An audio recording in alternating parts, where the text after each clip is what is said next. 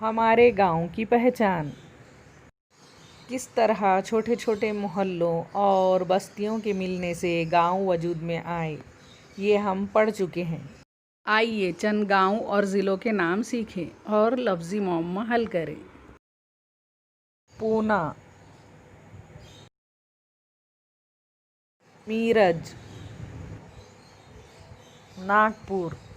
इस तरह हमने हुर्फ़ों को जोड़कर ज़िलों के नाम तैयार किए। इसे ही लफ्ज़ी मुअम्मा हल करना कहते हैं।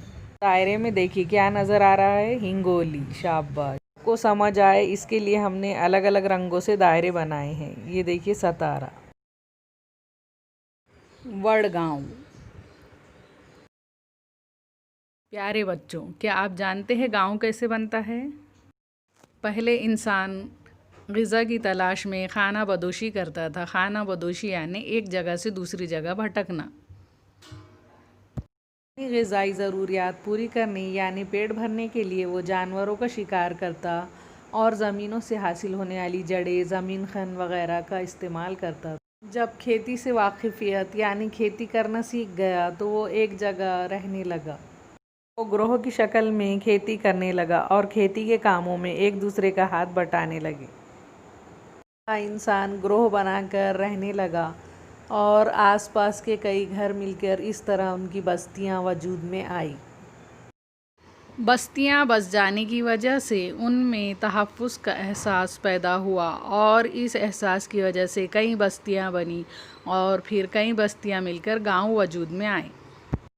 और गांव वजूद में आने के बाद वो बड़े पैमाने पर खेती करने लगा और खेती के लिए वो मुख्तलिफ़ औज़ार भी इस्तेमाल करने लगा। फावड़ा, टोकरा, कुदाल और नागर वग़ैरह वो इस्तेमाल करता था। इस तरह खेती की दरियाफ्त के बाद इंसान के कामों में इजाफ़ा हुआ, जैसे सुतार काम यानी लकड़ी की चीज़ें बनाने वाला, जैसे स्टूल, मुख्तलिफ़ किस्म की लकड़ी की चीज़ें वो बनाने लगा। इसी तरह सोने चांदी के ज़ेवरात बनाना यानी सुनार काम वो करने लगा। इसके अलावा लोहार का काम भी वो करता था, लोहे की चीज़ें बनाना। और मिट्टी के बर्तन बनाने वाला यानी कुम्हार का काम भी वो करने लगा। जानवरों का शिकार करने के बाद जानवरों के चमड़े से वो चप्पलें बनाने का काम यानी चम्हार का काम भी वो करने लगा। इस तरह ये तमाम पेशे वजूद में आए। सुनार काम यानी सोने चांदी के ज़ेवरात बनाने वाला, लकड़ी के काम यानी सुतार का काम, लकड़ी की चीज़ें बनाने वाला। इसके अलावा कुम्हार का काम यानी मिट्टी के बर्तन, मिट्टी से चीज़ें बनाने वाला। और खेती के काम करने वाला यानी अनाज उगाने वाला किसान। उसके अलावा लोहे से चीज़ें बनाने वाला यानी लोहार। और इस तरह चप्पलें बनाने वाला यानी चमार। ये तमाम पेशे वजूद में आए। किसान काम, सुनार काम, लोहार काम, चम्हार काम, कुम्हार काम, ये तमाम काम एक आदमी नहीं कर सकता था, क्योंकि एक आदमी को इन तमाम चीज़ों में महारत नहीं हो सकती थी। इसलिए महारतों की बुनियाद पर इंसान ने आपस में काम बांट लिए। इस तरह मौजूदा माहौल यानी आज के माहौल के लोगों का पेशा अलग अलग है, जैसे डॉक्टर, वकील और इंजीनियर वग़ैरह पेशे अपनाए हुए। उसी तरह पहले के इंसान ने भी अलग अलग पेशे अपनाकर बांट लिए थे। प्यारे बच्चों, क्या आप बता सकते हो कि डॉक्टर के क्या काम होते हैं और अभी मौजूदा हालात में डॉक्टर कौन कौन से काम अंजाम दे रहे हैं और हमारी किस तरह मदद कर रहे हैं? मालूमात हासिल करके इस सवाल का जवाब अपनी बयाज़ों में लिखिए और टीचर को रिप्लाई करिए। हमने खेती के औज़ारों के बारे में मालूमात हासिल की। अब आप इलेक्ट्रिक औज़ार यानी बिजली के औज़ार के बारे में मालूमात हासिल करिए। बिजली का काम करने के लिए कौन से औज़ार लगते हैं, इनकी तस्वीरें चस्पा करिए और नाम लिखिए। बिजली का काम करने वाले को क्या कहते हैं, अपनी बयाज़ों में जवाब लिखिए। लफ्ज़ी मुअम्मा में हमने गाँव के नाम सीखे। अपनी पसंद के 5 गाँव के नाम लिखिए। बताओ तो भला, आपके गांव में कौन सी तारीख़ी चीज़ें और इमारतें मौजूद हैं?